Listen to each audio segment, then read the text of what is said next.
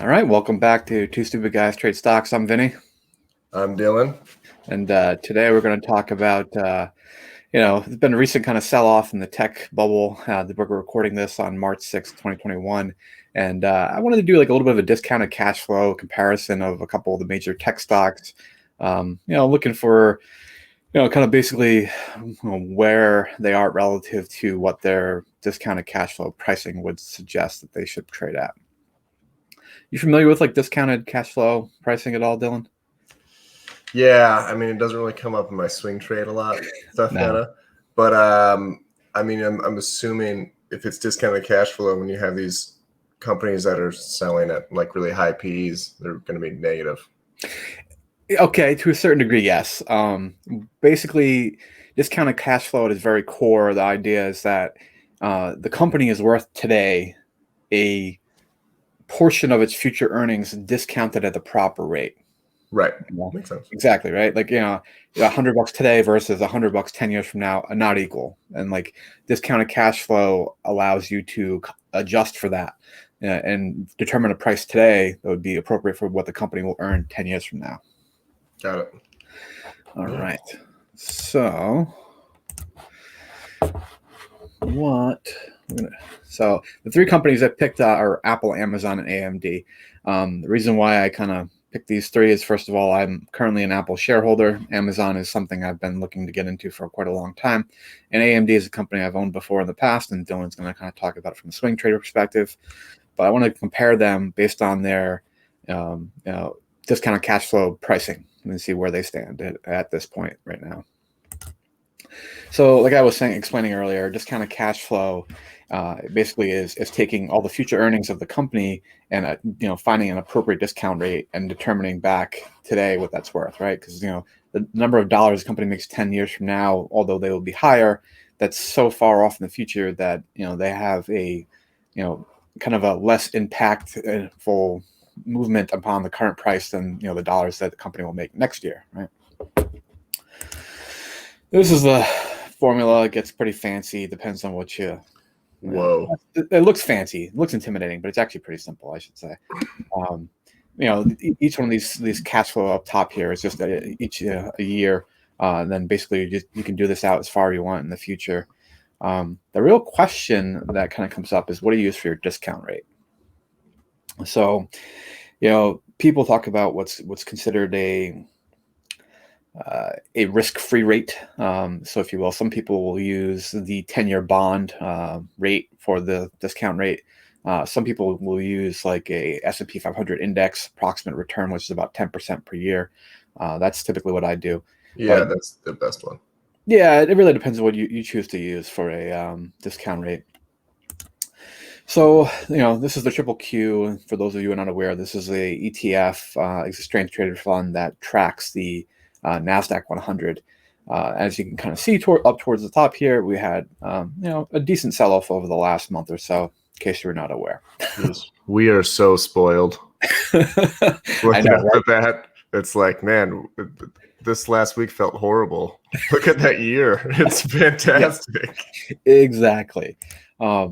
So basically the way this kind of cash flow works is that you take the most recent trailing 12 months of earnings for the companies. So this is what you're looking for right here for AMD, Apple, and Amazon. All these numbers came from finviz.com.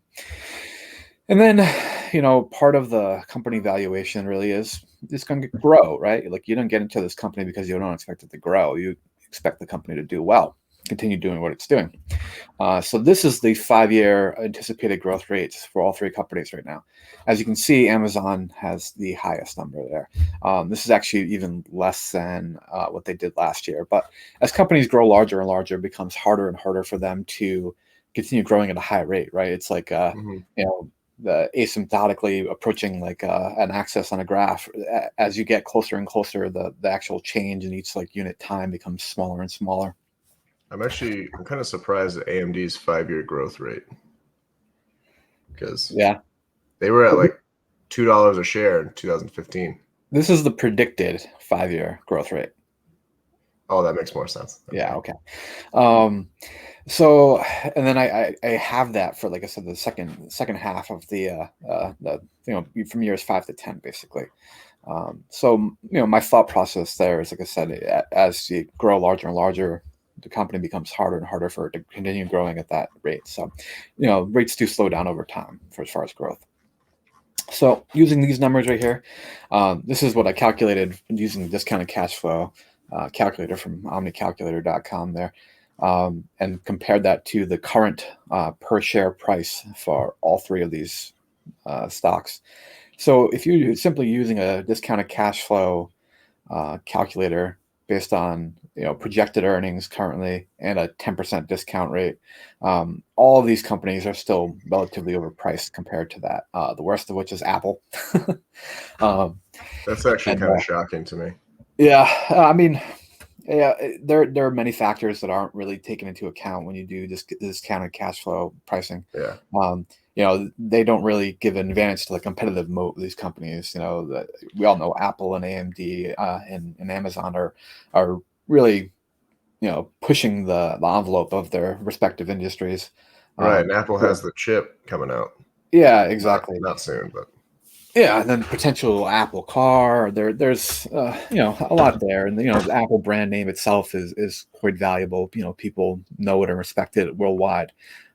So those are things that are not really reflected in this. This is simply reflective of the cash flows, and also share buybacks, as like Apple has been doing, can also have an impact upon this throughout the right. future. All right. Yeah, I guess it's not factored in. Yeah, if you're purchasing back, several percent of your company every year, you're increasing the earnings per share Yeah. basically just by doing that as a net result, anyways. Um, but these high flying tech stocks are still relatively expensive compared to like a discounted cash flow pricing, if you will. So the winner of this little showdown of the three there is AMD right now, but like I said, it's still expecting a negative 52% return at the current rate. Like I said, this also includes a 10% discount rate. So in reality, it's still expected to return you money, but just if you wanted 10%, it's not likely to happen based simply upon discounted cash flow pricing. But what that doesn't take into account is all the new products. True. So So that's where I disagree with Vinny. Right yeah, there. That sentence. it's not that I basically, how do I put this? It's this is not the end of my analysis of a company, but this is just a quick and dirty way to kind of screen for companies that are relative to their peers trading for an attractive valuation. Fair enough. There's still much more digging that would go on with something like this. Um, but, and then if you want to show as a graph there, Dylan. So here is AMD over. Well, this was kind of the bloody-ish area. They're still above the 200 moving average.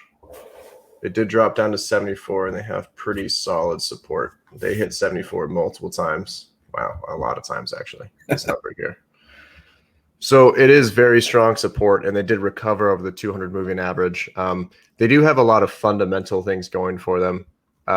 Consoles, Xbox, PS5, the Xbox X, they were projected that they would not outsell the previous generation because PCs are, more readily available, more powerful, and cheaper.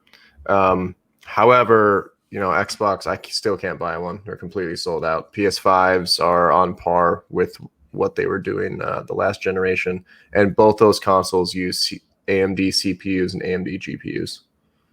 So we're going to get some fundamental increase here that should hopefully bump this back up to this 94 range. So it's got pretty good upside. On top of that, I don't know. I don't know if you mentioned this, but Intel really messed up on the 7 nanometer side of their chips. They're going to be delayed to like 2023. And I don't know how you mess up that bad, but it's going to give AMD even more market share here. So this should help. Yeah. I mean, AMD is definitely growing at quite a clip. But one of the things I thought was, I guess, is interesting about their business model is that since they don't manufacture the chips themselves, right, they're outsourced to that Taiwan Semiconductor. Yeah. Um, there's a lot of competition now to have your chips being produced by these companies. Amazon has announced that they're going to be producing a chip for their servers that's going to be manufactured by Taiwan Semiconductor that they're going to be designing. Apple, the 5 nanometer processes, those chips are produced by Taiwan Semiconductor. So there's going to be an increasing competition for these availability of this outsourcing company to produce your chips, if you will. At some point, I think it actually may swing back in Intel's favor a little bit that they've maintained this in-house manufacture of their own products. So in 2009, AMD actually did have its own fab place. Yeah. They spun it into its own company called Global Foundries. Mm-hmm. I don't know how much of that, if they, I think they like own 34% of it. Yeah, it's not a company I've looked at the finances of, but it's Yeah, interesting. but regardless, it does help them in the fact that they do have some control over production. It's not just complete design. They are a design company, don't get me wrong. Yeah. But they did have a fab back in 2008, 2009 that they spun off. Yeah. So, in many ways, they were like an early adopter of that kind of divestment. But yeah. we'll see if in the long run if that's a wise decision. All right, fair enough. Well, yeah, thank you guys for tuning in, and please leave us a like down below and subscribe if you'd like to see more of these videos. And by all means, if there's something you'd like to see from us, leave us a comment. Dylan and I are very much engaged in trying to grow this channel and become actual respected YouTubers, if you will. And make you money. That's more important. Exactly. Yeah, it's important you get in the game, right? All right. Well, thank you. All right.